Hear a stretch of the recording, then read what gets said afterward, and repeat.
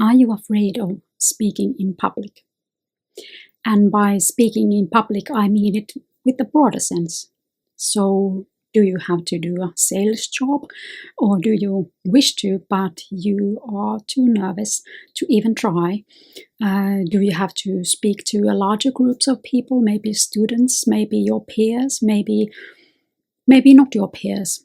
Maybe you are the one that is giving the course and you have an auditorium full of students. Or do you have that kind of situations that you have to speak to audience that is much more prestigious than you are? So they are in upper levels of the society and the hierarchy of your community. And that's, of course, somehow nerve-wracking. Well, I am not a professional speaker, but I have been talking to journalists, I have been talking to cameras, TV cameras, and I have once gave a speech in embassy of the UK, which was a little bit nerve-wracking.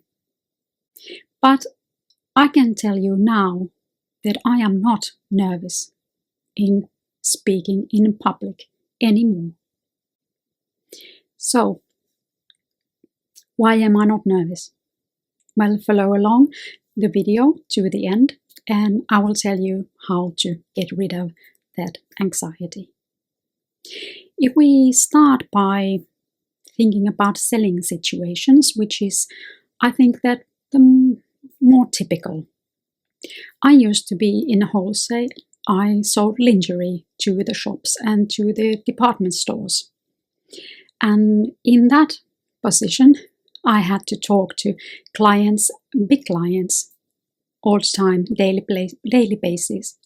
But of course, I started with the smaller clients to not rehearse, but because they were there, of course, I start from the smaller. And then I realized that how to prepare myself to the situation. Well, first of all, it's good to know, it's good to really internalize the idea that the product is in the center of attention.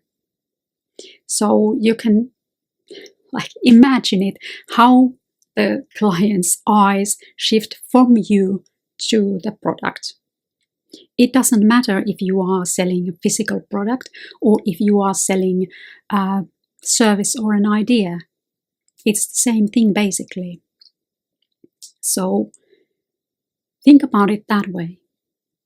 They are not here to see you. They are not here to judge you. You are only the vehicle for the product. And once you realize that, you know that the eyes are not on you, the eyes are on the product, the more you know and the more fluently you can tell about it. Of course, if you are going to sell something, find out everything about it, absolutely everything. You just have to do it once or twice if the products circle to the next element. But when you know everything, it's easy. And you won't feel so nervous anymore. They are not looking at you. They are looking at the product. The next scenario would be talking to a larger audience. And I can tell you an example about the time when I was talking to law students. So I have this group of young people that usually look at their mobile phones, but now it's forbidden because they are in a learning experience. And there is, of course, the probability that they are not very interested. They would be rather somewhere else. Of course, it was Friday. And you have to keep them engaged and you have to keep them awake. So to start that kind of session, it's always good to poke the audience a little bit.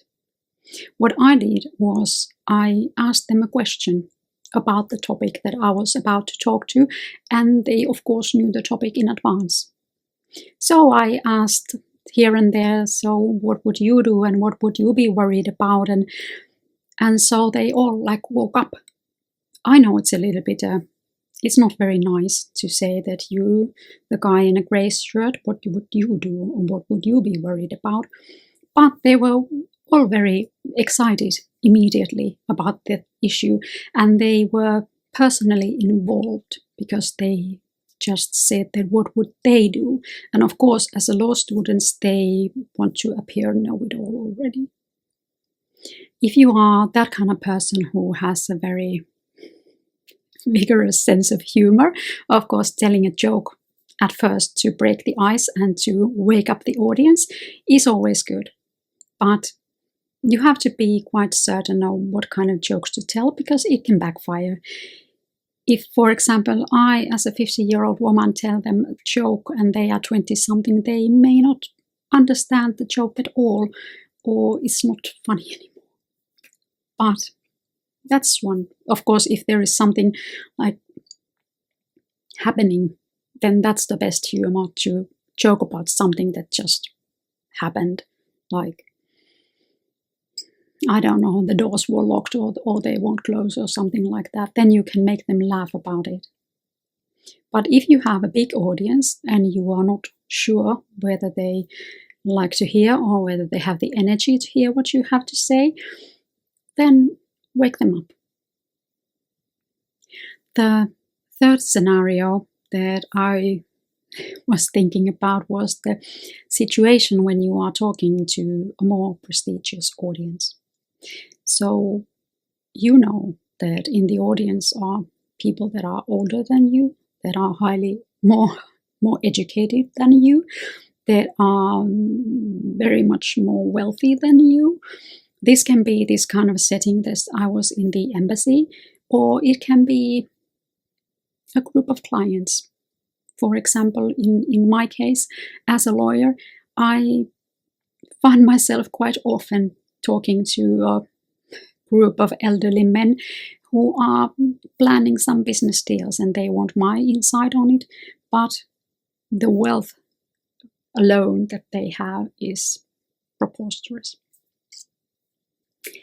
But what to do then? Well, of course, if you are talking about some product again or some theme, then you can think about that is in the focus. But even more, I have found that it had helped me that I actually know some of these people. So I know that even though they are in remarkable positions, they are just like you and me.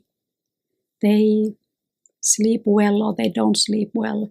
They wake up in the morning and have breakfast. They have quarreled with their spouse. Their children act out. Their dog just pooped on the floor.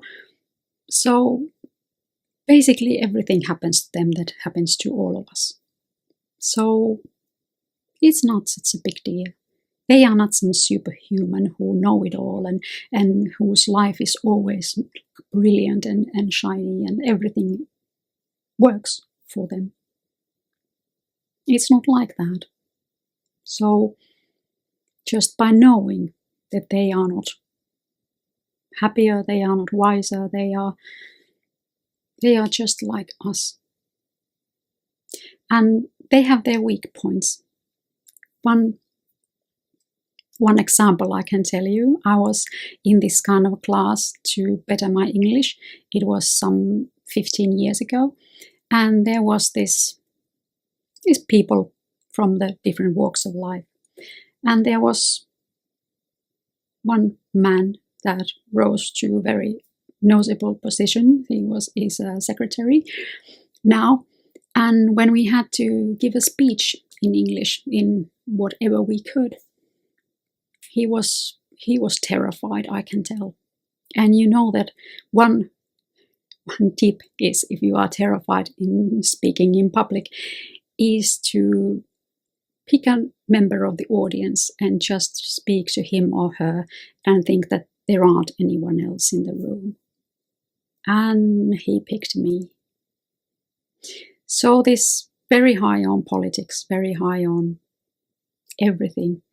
And it wasn't just a few years ago that he was so nervous speaking in English in public that he had to pick the little old me to look at to get through the exercise. So, despite of what they say, he's just like you and me. And if you really realize that, it's easy. It's easy to talk to somebody that's just like you.